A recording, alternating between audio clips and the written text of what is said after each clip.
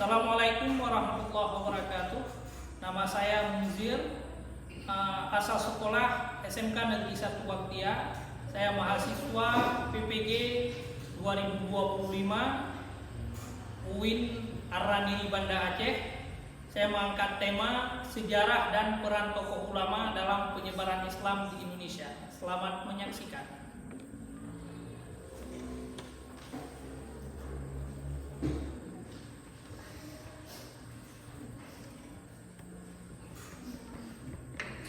Assalamualaikum warahmatullahi wabarakatuh. Waalaikumsalam warahmatullahi wabarakatuh. Apa kabar para siswa-siswi sekalian? Baik. Apakah antum dalam keadaan sehat? Sehat. Baik. Sebelum kita memulai pelajaran kita membaca doa dulu ya. Kita baca doa. Rabbi shrah li Sadri wa yassirli amri wahlul 'uqdatam min lisani yafqahu qawli. Amin. Rabbi zidni Ilman warzuqni fahman. Rabbi zidni ilman warzuqni fahman. Oke, baik, kita lanjut. Hari ini kita sebelum memulai pelajaran kita absen dulu ya. Apakah semuanya hadir? Ada yang tidak hadir? Ada Berapa orang? dua, Dua orang. Oke, siapa namanya? Fadil sama Aisyah. Oke, baik. Yang lain hadir semua ya? Iya. Oke. Kita belajar hari ini tentang sejarah dan peran tokoh ulama dalam penyebaran Islam di Indonesia.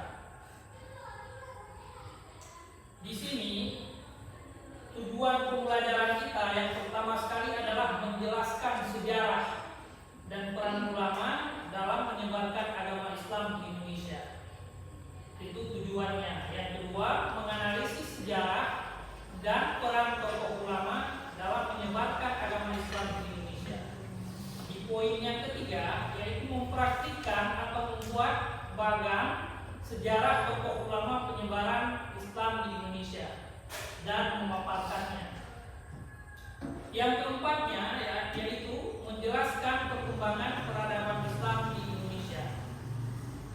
Ini adalah kehendak Allah dan kita dapat meneladaninya. Jadi dalam penyebaran Islam itu nanti kita akan dihadapkan tentang beberapa hal, masuknya Islam di Indonesia dan seterusnya. Dan yang kelima yaitu mengimplementasikan nilai-nilai keteladanan para ulama yang telah menyebarkan Islam di Indonesia ini. Itu tujuan dari pembelajaran kita. Ya. Masuk lagi kita dalam sejarah masuknya Islam di Indonesia. Ada tahu tanggal berapa atau tahun berapa masuknya Islam di Indonesia? Ada yang tahu? Coba diperhatikan. Tahun berapa? Coba dilihat dulu, baru kita lanjut. Dilihat dulu tahun berapa masuknya Islam di Indonesia.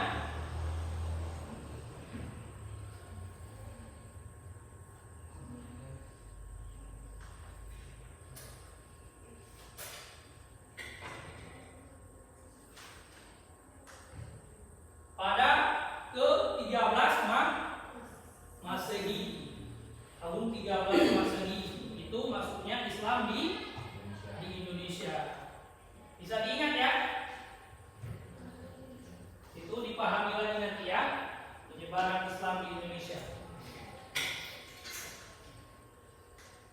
Jadi sejarah masuknya Islam di Indonesia, yang pertama sekali penyebaran Islam di Indonesia tidak lepas dari peran dan tokoh ulama. Ada yang tahu apa definisi ulama?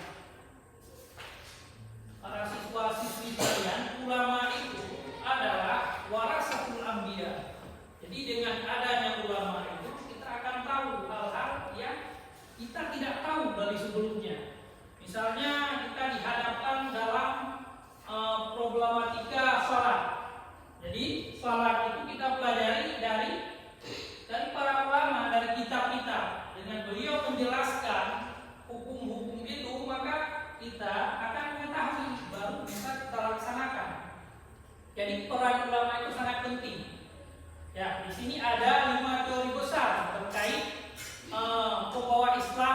Indonesia.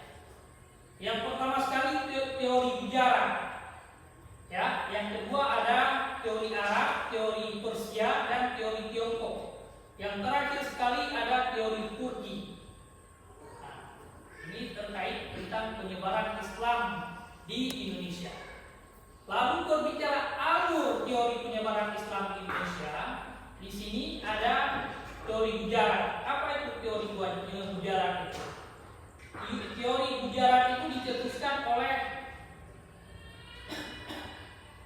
Sokhorji. Ini menurut dia itu masuk Islam berasal dari Gujarat pada abad ke-13 Masehi. Argumen ini karena sudah adanya fakta peran bangsa Arab dan manuskrip tertua tentang Islam menggambarkan adanya hubungan antara India dan Indonesia. Itu teori Gujarat ya.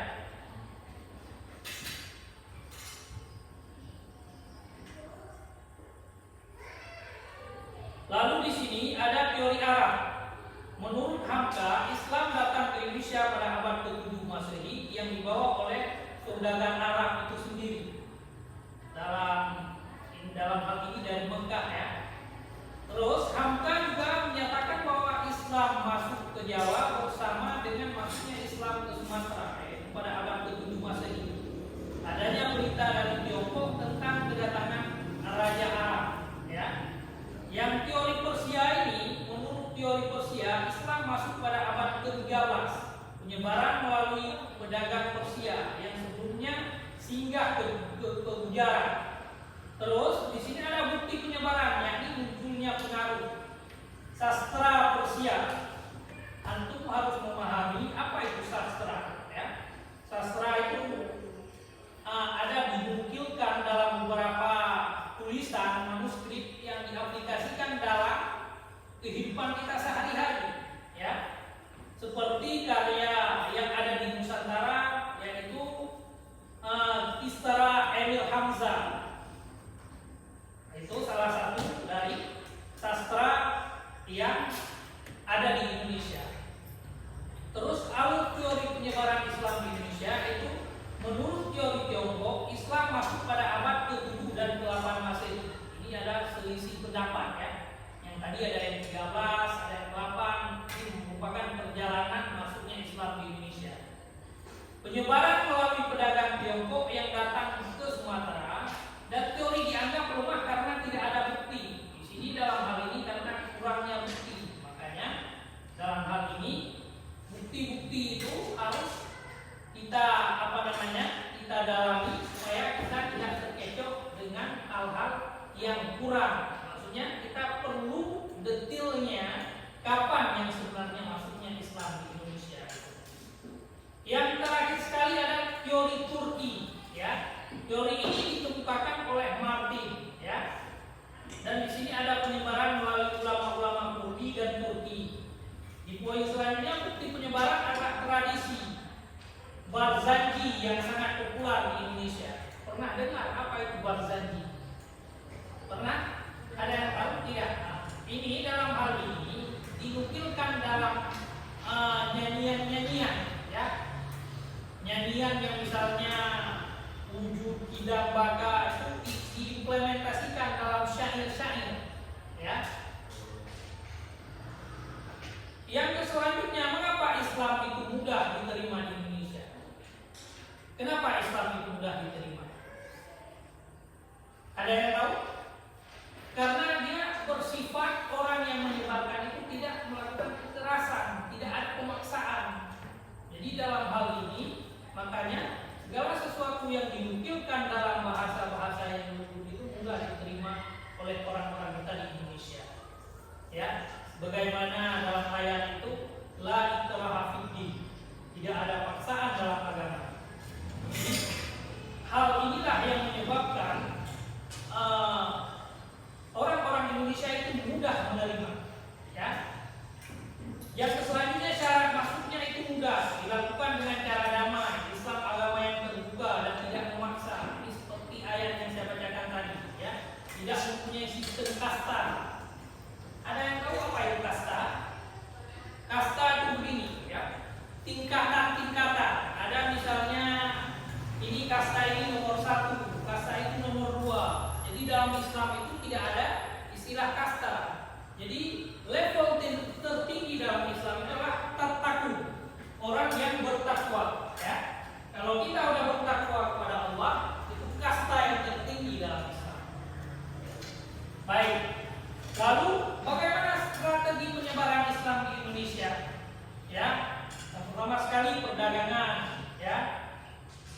pernikahan, budaya, pendidikan, politik, tasawuf.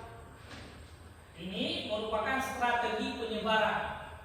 Dalam strategi ini melalui perdagangan. Misalnya orang dari Arab itu datang ke Indonesia itu membawa, kalau dulu misalnya kurma ya, yang dari Arab itu dibawa ke Indonesia, atau benda-benda lain yang memang bisa dijual, itu melalui jalur perdagangan. Yang kedua, pernikahan. Dalam pernikahan itu bisa menjalin hubungan emosional di antara kedua negara. Jadi orang Arab datang ke Indonesia lalu menikah dengan orang Indonesia, terjadilah itu namanya pernikahan. Ya, itu cara menyebarnya Islam dari Arab ke Indonesia. Yang selanjutnya ada budaya. Ya, budaya misalnya, budaya dari Arab itu bagaimana? Orang di sana identik, kalau orang Arab itu kebanyakan Islam. Ya, apa yang dibawa oleh mereka? Mereka berhijab, berjilbab, ya kan? Nah, kalau yang lakinya memakai penutup kepala, bisa lidah dan seterusnya, peci, ya. Itu melalui budaya. Lalu yang selanjutnya ada pendidikan. Pendidikan ini adalah misalnya ya, kita mau belajar Al-Qur'an itu, kan ada tajwidnya, makhrajal hurufnya, itu melalui jalur pendidikan dijelaskan. Di saat kita membaca Al-Qur'an itu kita harus tahu makhrajal huruf, ya, harus tahu mana idgham, mana ikhfa dan seterusnya.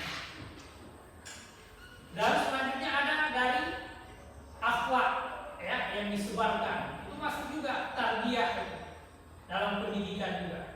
Lalu yang selanjutnya ada politik ya. Politik itu hubungan bilateral. Misalnya Perdana Menteri dari Arab Saudi atau Raja Arab itu melakukan hubungan diplomasi dengan Indonesia. Itu terjadilah hubungan politik di antara kedua negara. Yang terakhir di sini ada tasawuf. Tasawuf itu adalah, ada yang tahu apa tasawuf itu?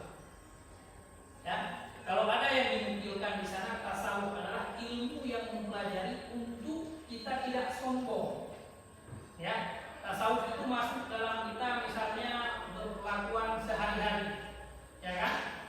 Misalnya si A dengan si B tidak mengatakan kepada orang lain, tidak melecehkan orang lain, itu salah satu masuk dalam tasawuf juga, ya kan?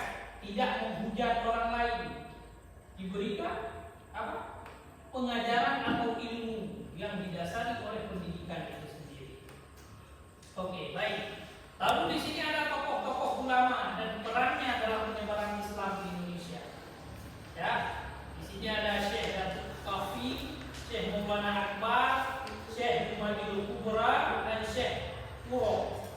Ya, ini adalah tokoh ulama penyebar dan mempunyai peran dalam masuknya Islam di Indonesia. Lalu di sini ada juga tokoh-tokoh Indonesia yang menyebarkan Islam, yaitu Wali Songo. Apa itu Wali Songo? Ada yang tahu? Wali Songo itu 9 ya kan? Ya kan? Nah, ini Wali Songo ini merupakan, mereka ini adalah tokoh-tokoh dalam menyebarkan agama Islam di Indonesia. Lalu siapa itu Wali Songo yang pertama? Maulana Wali Ibrahim, atau biasa disebut dengan Sunan Gresik, ya. Yang kedua Raden Rahmat. Raden Rahmat siapa? Sunan Ampel, ya kan? Nah, di sini ada lagi yaitu Raden Ma'ruf Ibrahim. Kalau di Wali Songo siapa namanya? Sunan Bonang. Yang selanjutnya itu Syarifuddin, ya, atau Raden Kasim, itu Sunan Raja. Ada juga Raden Baku yang disebut dengan Joko Samudro, Sunan Giri. Ada lagi Raden Umar Said, atau biasa disebut dengan Raden Prawoto, Sunan Muria. Ya. Yang selanjutnya ada Sunan apa? Sunan Kalijaga, Raden Said namanya, ya. Yang selanjutnya Syarif Hidayatullah Said Syamil, yaitu disebut dengan Sunan Gunung Jati. Ini adalah tokoh-tokoh penyebar Islam di Pulau Jawa. Ya. Lalu apa manfaat dalam mempelajari sejarah penyebaran Islam di Indonesia? Ya, yang pertama sekali terbuka wacana baru dan tumbuh sangat semangat untuk terlibat dalam perjuangan perkembangan Islam di Indonesia itu sendiri. Yang kedua, mampu menjelaskan bahwa Islam datang di Indonesia. Yang ketiga, mampu menyebutkan bahwa Islamisasi di Indonesia melalui hubungan interaksi. Yang keempat, menyadari pentingnya membekali diri agar mampu memberi kontribusi. Dan yang kelima, terinspirasi dalam termotivasi dalam perjuangan para tokoh Islam. Sekian, terima kasih. Untuk selanjutnya saya mintakan untuk satu-satu kelompok itu mencari ya. Yang pertama sekali ada kita tadi di atas tentang tokoh ya. Di sini tugas antum adalah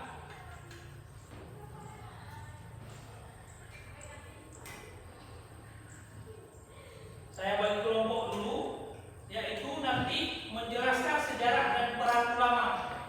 Jadi tugas antum mencari siapa tokoh-tokoh dan apa kiprahnya dalam penyebaran Islam di Indonesia sendiri.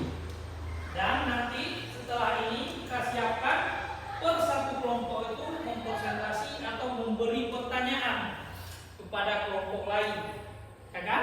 Supaya pembelajaran kita ini ada manfaatnya dan ilmu yang kita dapatkan nanti bisa kita aplikasikan dalam kehidupan kita sehari-hari. Oke, baik. Sekarang mulai untuk mencari atau menggali mana tokoh-tokoh yang berperan penting dalam menyebarluaskan Islam di Indonesia. Ya, oke, baik. Ini kelompok 1, 2, 3 ya.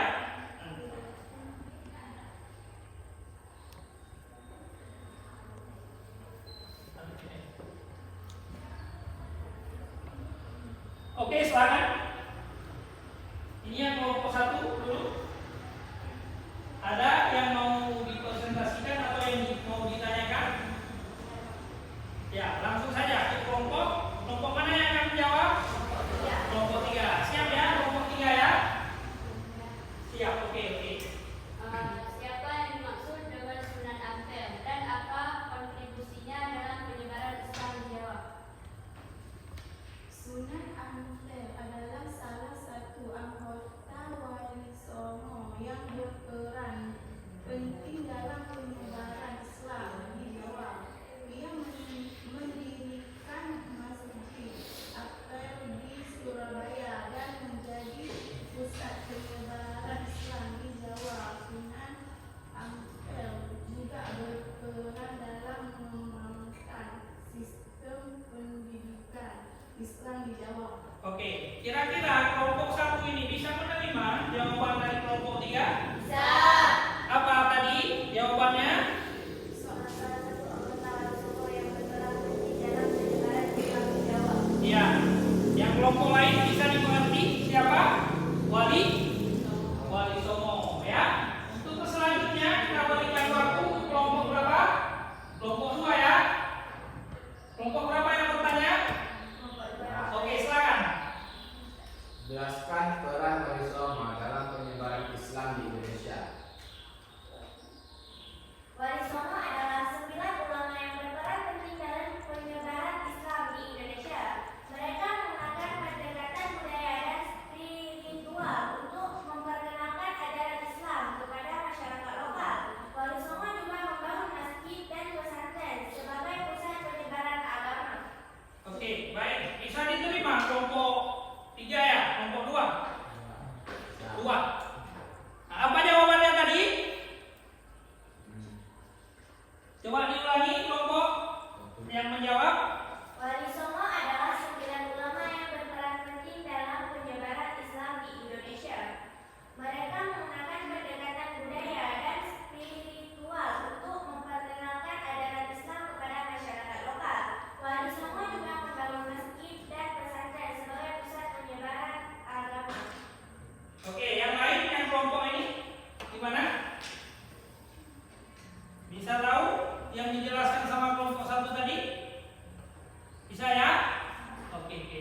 Baik.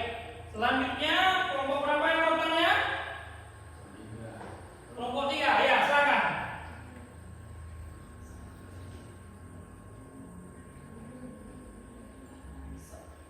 Jelaskan peran Kiai Hasan Munawi dalam penyebaran Islam di Banten. Oke, baik, silakan dijawab. Kiai Siapa yang menjawab? Oke, baik, silakan. Kiai Hasan Munawi adalah ulama yang berperan penting dalam penyebaran Islam di Banten. Ia mendirikan pesantren dan masjid sebagai pusat penyebaran agama.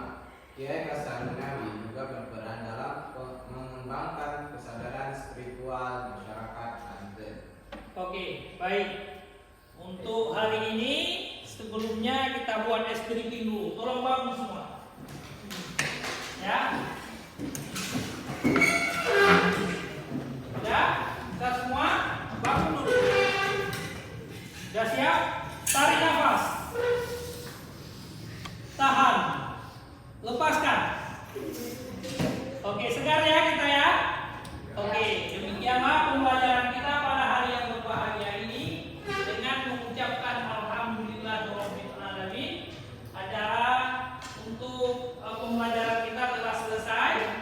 Para siswa silakan duduk dulu ya. Dan duduk kembali. Ya. Ini dalam hal ini kita telah mempelajari beberapa hal tentang penyebaran Islam di Indonesia. Jadi untuk selanjutnya saya mintakan untuk tugas ya untuk minggu depan itu para siswa-siswi sekalian untuk dapat menemukan beberapa tokoh dan dituliskan dalam narasi ya masing-masing apa peran beliau dan apa kontribusi perjuangan beliau dalam menyebarkan Islam di Indonesia. Untuk tugas ya bisa dipahami? Bisa.